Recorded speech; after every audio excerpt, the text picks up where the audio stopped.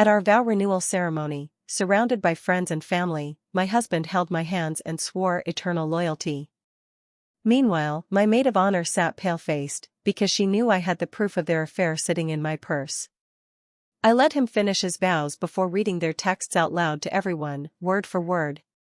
So. I'm Ray, 41, from Lake Charles, Louisiana. Small town. Everybody knows your name, your dog's name, your aunt's business. I've lived here my whole life, and for a long time I thought my life was normal. Nothing fancy. But enough. I married Brent when I was 25. He was 27, owned a small mechanic shop. We met at a crawfish boil at the lake. He fixed my car the next week and took me out for beers. He was a little rough around the edges, but he made me laugh. He always looked at me like I was the only woman in the world. Or so I thought. We had 2 kids. Jake's 13 now, plays baseball and eats like he's training for war. Maddie just turned 10, sweet as sugar but sharp when she wants to be. We had our ups and downs like any couple, but I thought we were solid. You don't stay married for 16 years without putting in some work. We were planning our vow renewal for our anniversary. Brent said it was his idea, wanted to make things right after the hard years. Looking back, that should have been my first red flag. But I believed him. The plan was simple. A barn out near Moss Bluff. My sister helped with decorations, and my best friend, Molly, was going to be my maid of honor again, just like the first time. Molly and I met in nursing school. We weren't blood sisters, but she was the closest thing I had to one. She was there when I gave birth to both my kids. She held my hair when I got food poisoning in Mexico. She helped me through a miscarriage. She knew my life. She also knew my husband. About 2 months before the vow renewal, I noticed Brent was distant. Not mean. Just off. He'd kiss my cheek like he was clocking in for work. Always on his phone, always face down. Said he was catching up with invoices or some excuse. I tried not to pry. But one night, I was folding laundry in our bedroom. Brent was in the shower. His phone lit up on the nightstand. I wouldn't have looked, swear to God, but I saw her name. Molly. And the preview read, "Last night was unreal. I still taste you." I stared at it like it wasn't even real. When he came out, I smiled. Told him I was tired and went to bed early. But that night, I waited until he fell asleep. Then I took the phone and opened the messages. There were hundreds. Texts. Photos. Things I can't ever unsee. Him telling her how he loved her. How I was a good mom but boring. How he thought about her every time he touched me. And Molly? She wasn't just playing along, she was in it. Telling him she'd always loved him. That I didn't appreciate him like she did. That they were meant to be. I couldn't breathe. I wanted to scream, wake him up, throw the phone at his face. But something in me stopped. I closed the phone and emailed the messages to myself. I printed them at work 2 days later and hid them in an envelope. I waited. I planned the whole vow renewal with a fake smile. I let Molly help me shop for dresses. She actually picked the one I wore that day. I stood in a boutique, wearing white, while she handed me a pair of heels and said, "He's going to cry when he sees you." She had no shame. That morning, I woke up early. I packed the envelope with the texts in my purse. I kissed my kids. Told them I was proud of them. Brent acted all sweet that morning. Even made me coffee. Said he couldn't wait to remind the world what we had. The barn was beautiful. Lights strung up from the rafters, soft country music playing. We had 50 guests. Family, friends, neighbors. Brent's mom made her cornbread. My cousin brought his guitar. It was perfect. Until it wasn't. We stood in front of everyone. Jake was standing next to his dad, beaming. Maddie held my hand tight. Molly stood behind me, pale as a ghost. She avoided my eyes all day. She knew something was coming. Brent took my hands. He smiled like a damn politician and started reading his vows. Ray, 16 years ago you changed my life. He talked about how we grew up together. How I stood by him when he lost his dad. How I made him a better man. He ended with, I vow eternal loyalty. Today, tomorrow, and every day after. He kissed my hands. Everyone clapped. I smiled. Then I let go of his hands, turned to the crowd, and said, I'd like to say something too. I pulled the envelope from my purse. My hands were shaking, but my voice didn't crack. I want to share the other vows Brent made, just not to me. I opened the envelope and started reading. I wish I could be with you every night. I hate sneaking around. She doesn't even notice anymore. You're the only one who sees me. When we sneak away during the rehearsal dinner, wear that red dress. People froze. My sister gasped. Brent's mom stood up with her mouth wide open. Brent whispered, Ray, stop. I didn't. I kept going. You make me feel alive. She's just background noise. I'm not in love with her. I'm in love with you. I read for 3 minutes straight. People were dead silent. Brent tried to grab the pages. I stepped back. Don't you dare. Then I turned to Molly. You want to say anything, maid of honor? She started crying. Like that meant anything. She walked out. Brent started following her, but I stopped him cold. Go after her, and don't come back. He looked at Jake. At Maddie. He looked lost. Like the house of lies he built just caved in on his head. I turned to the guests. This is what eternal loyalty looks like, folks. Text sent during our planning meetings. While I picked out cake, he picked out lingerie for her. And I walked out. I took the kids to my sister's house. Told them we weren't going back that night. Told them the truth, in words they could handle. I haven't seen Molly since. Brent keeps texting. Begging. Telling me it was a mistake. Says it meant nothing. But those texts didn't read like nothing. They read like everything. The fallout hit fast. 2 days after the ceremony, I got a call from the school. Jake had punched another boy in the locker room. The boy made some comment about his dad getting with the maid of honor. Kids repeat what they hear at home. Jake's face was red when I picked him up. He said, I don't care if I get suspended. He deserved it. Maddie cried herself to sleep that night. She asked if Daddy loved Molly more than us. I didn't lie. I said, I don't think he even knows what love means right now. Brent showed up at my sister's house the next morning. He looked like hell, unshaven, still wearing his dress shirt from that night. He brought flowers and a stupid card that said, please forgive me. My sister opened the door, didn't even call for me. She just told him, nope, and shut it in his face. He didn't stop. The next day, he sent me a long email. It had a subject line, please read this. I did. He said he messed up. That it started during COVID when Molly came by to drop off groceries and stayed to talk. He claimed it was emotional at first. Said I was distant. That we hadn't been close in a long time. That he felt forgotten. I almost laughed.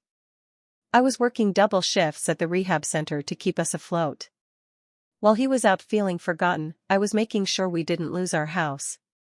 He ended the email with, I want to fix this.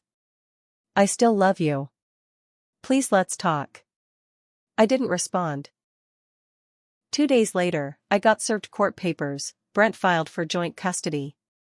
That's when I knew he wasn't sorry. He was trying to save face. He'd lost control and now he wanted to scare me into sitting down with him. I got a lawyer. She was sharp. Said, he's embarrassed, and he's trying to pull the rug out from under you before you can file for sole custody. Let's beat him to it. So we did. We filed first. Cited infidelity. Emotional damage to the children. I attached the texts as evidence.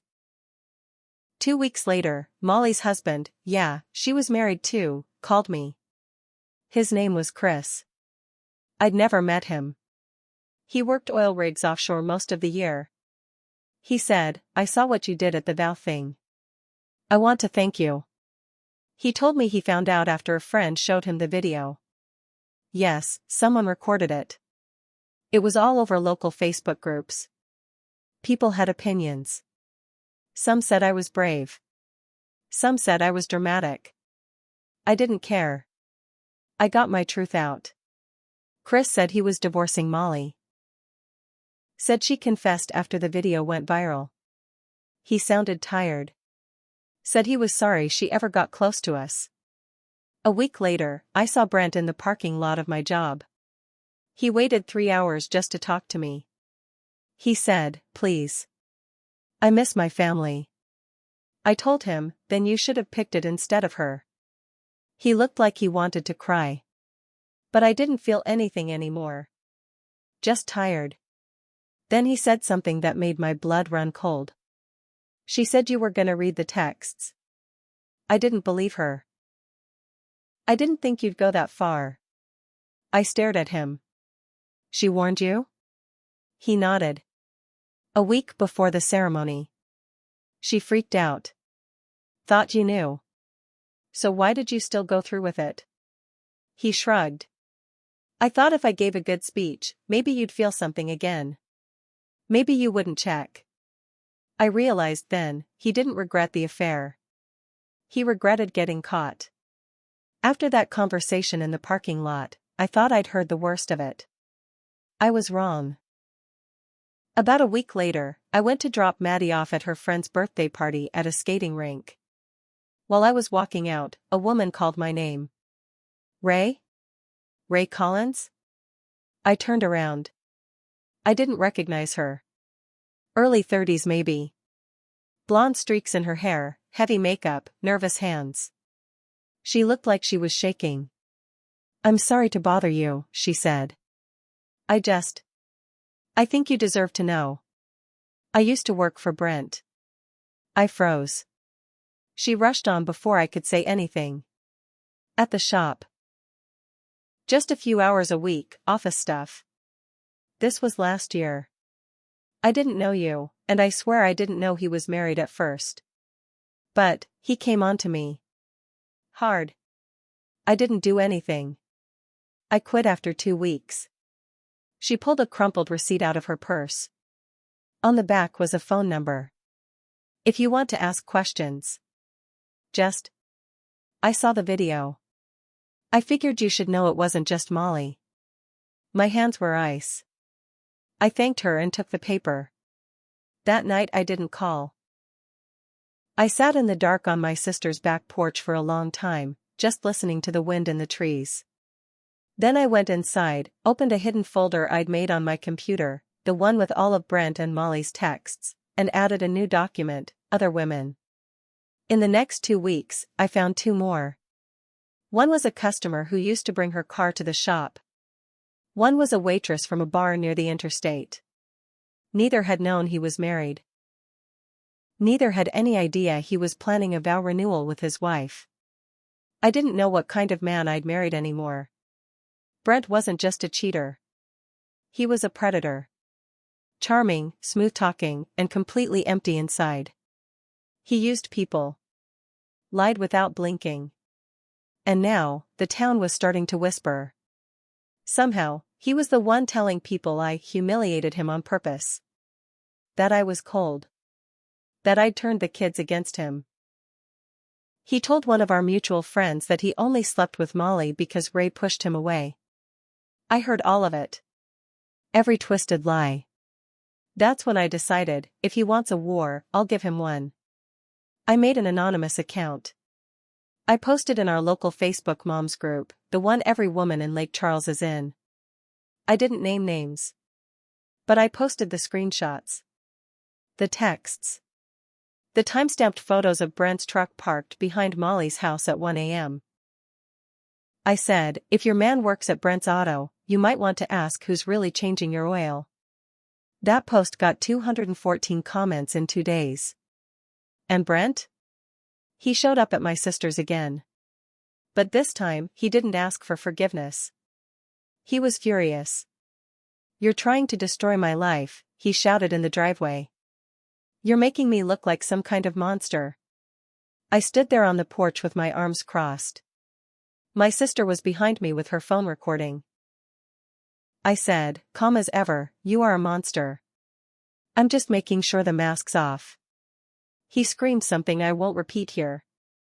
My sister sent the video to my lawyer. We got a restraining order the next day. But the real twist came the following week. When my lawyer called and said, we need to talk. Privately. Turns out Brent had been hiding money. Cash jobs. Off-the-books repairs. All stashed in a hidden account under his cousin's name. My lawyer found the paper trail.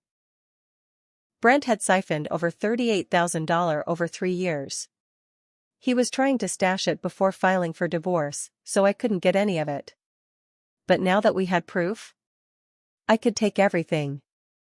Once my lawyer had the proof of Brent's hidden money, everything changed. We brought it to court. The judge took one look at the evidence, bank transfers, receipts, messages between Brent and his cousin, and froze his accounts. Brent tried to explain it away, said it was for the kids' college fund. But the judge wasn't stupid.